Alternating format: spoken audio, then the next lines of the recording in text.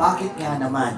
From now on, they will stand as a second mom and a second dad all throughout the lives of our couple. So palakpakan naman po muna natin sila Ninong at sila Nina. Maraming salamat at pinaunlakan ninyo yung imbitasyon ng ating mag-asawa to be part of their family forever.